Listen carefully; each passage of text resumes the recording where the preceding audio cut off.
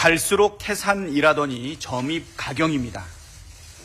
김건희 여사 공천 개입 의혹의 핵심임을 명태균 씨의 새치 혀끝에 윤석열 정권의 명운이 걸려 있는 듯한 형국입니다. 최순실에 놀아나던 박근혜 정권의 악몽이 떠오릅니다. 자고 나면 명태균 씨의 새로운 공천 개입 증거들이 터져나오고 명 씨의 폭로도 이어지고 있습니다. 김영선 전 의원이 2020년 경남 창원시에 낸 변호사 사무실 주소가 명 씨가 운영했던 미래한국연구소와 같았다는 것으로 드러났습니다. 게다가 당시 미래한국연구소장은 김영선 전 의원의 친척이자 보좌관을 지낸 측근 김모 씨인데, 김 씨는 명태균 씨가 운영한 시사경남이란 인터넷 신문 겸 여론조사 업체의 보도국장으로 일했던 인물입니다. 2022년 윤석열 대통령 여론조사 무상제공 대가로 김용선 전 의원이 재보선 공천을 받았다고 폭로한 강혜경 씨는 시사경남 편집국장 출신입니다. 명 씨를 둘러싼 의혹이 사실이라면 박근혜 정권을 몰락시킨 최순실 국정농단에 버금가는 명백한 제2의 국정농단 사태입니다. 화들짝 놀란 대통령실이 윤석열 대통령은 명 씨와 소통을 끊었다고 해명했지만, 명 씨는 최근 언론과 잇따른 인터뷰에서 윤석열 대통령 취임 이후에도 통화와 텔레그램으로 연락했다. 대선 때 내가 한 일을 알면 모두 자빠질 것이다. 내가 구속되면 한 달 안에 정권이 무너진다는 등 추가 폭로를 이어가고 있고, 김건희 여사와 나눈 텔레그램 대화가 더 있다는 암시를 하기도 했습니다. 대통령실의 대응이 전례 없이 소극적이라는 점도 의문을 자아냅니다. 대통령실의 해명대로라면 명태균 씨가 거짓말을 하고 있다는 건데, 윤석열 대통령과 김건희 여사에 대한 노골적인 협박과 허위 사실로 명예훼손을 하고 있는 명 씨를 왜 가만두는지 참으로 의문입니다. 언론인에 대해선 법적 조치를 남발하면서 왜 비선 실세라는 말이 나오는 명태균 씨와 천공에 대해서는 별다른 법적 조치를 취하지 않습니까?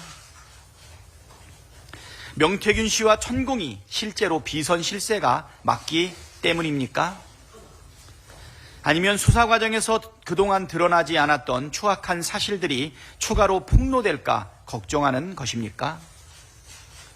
이 와중에 윤석열 대통령은 싱가포르 언론과의 인터뷰에서 여소야대 정국과 낮은 지지율이 개혁의 장애다. 국정 기조엔 변화가 없다고 말했습니다. 지지율이 아무리 떨어져도 개혁을 밀어붙이겠다더니 이제 와서 낮은 지지율 탓하는 것도 우습지만, 그 낮은 지지율의 원인이 대통령 본인과 배우자 김건희 때문이라는 생각은 여전히 못하시는 것 같습니다.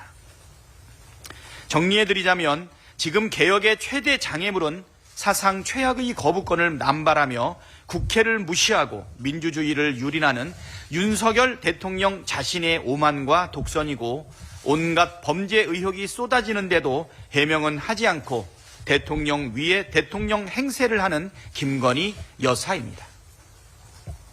김건희 여사 문제를 풀지 않고서 대통령 스스로 국정기조와 불통의 태도를 바꾸지 않고서 당면한 위기를 돌파할 방법은 없습니다.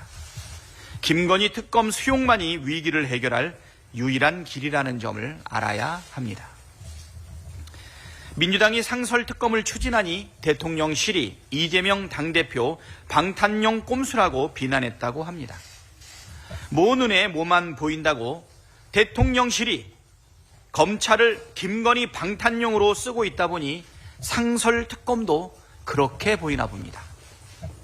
윤석열 정권의 정치검찰은 그동안 김건희 여사 명품백 불기소, 코바나 컨텐츠 대가성 협찬 무혐의, 양평공흥지구 특혜 무혐의, 아크로비스타 뇌물 의혹 불기소 등 오로지 김건희 방탄의 혈안이었습니다.